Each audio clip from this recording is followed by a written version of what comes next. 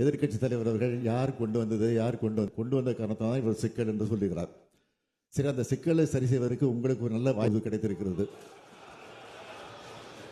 நாங்கள் செய்தது தவறு இல்லையோ, நான் அந்த வாதத்திற்கு போகல, அந்த வாதத்திற்கு வரல. இப்போ இருக்கக்கூடிய நீட்டை ரத்து செய்தால்தான் நாங்கள் கூட்டணியில் இருப்போம், இல்லை என்றால் கூட்டணி விட்டு விலகுவோம் என்று சொல்வதற்கு உங்களுக்கு தகுதி இருக்கிறதா? அதான் கேள்வி. அரசு கொண்டு வருவதற்கு எல்லா வித தகுதியும் உண்டு. அந்த சட்டத்தை கொண்டு வருவதற்கு அரசுக்கு வாய்ப்பு உண்டு. அதை நீங்க வலியுறுத்துவதற்கு தயாரா? அதுதான் என்னுடைய கேள்வி. முதலமைச்சர் சொல்லிட்டு கேட்டுட்டார். மாண்புமிகு பேரவைத் தலைவர்களே, வாக்குறுதி கொடுத்தது உண்மைதான், அதில் நாங்கள் எந்த விதமான மறுப்பும் சொல்லல. ஆனால் நாங்கள் எங்களுடைய கூட்டணி ஆட்சி அங்கு அமைந்திருந்தால் நிச்சயமாக தொடர்ந்து வருவோம். இப்பொழுது நீங்கள் கூட்டணி அமைத்திருக்கிறீர்களே,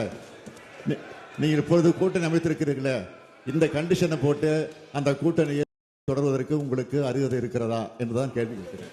ஏமாற்று ஆட்சிக்கு வரல, நாங்களும் ஏமாற்று ஆட்சிக்கு வரல. 2 மாதத்திற்கு முன்னாடி பாஜக என்ற கூட்டணியில் நாங்கள் இருக்க மாட்டோம், 2026 2031 கூட நாங்கள் இருக்க மாட்டோம் என்று சொல்லிவிட்டு இப்ப கூட்டணி சேர்ந்திருக்கிறீர்களே, யாரை ஏமாற்றுவது நாடகம்? அதை சொல்லுங்க. நீங்க அந்த கட்சியோட கூட்டணி சேர மாட்டோம். அதுதான் நான் கேட்கிறேன். அதுக்கு பதில் சொல்லுங்க.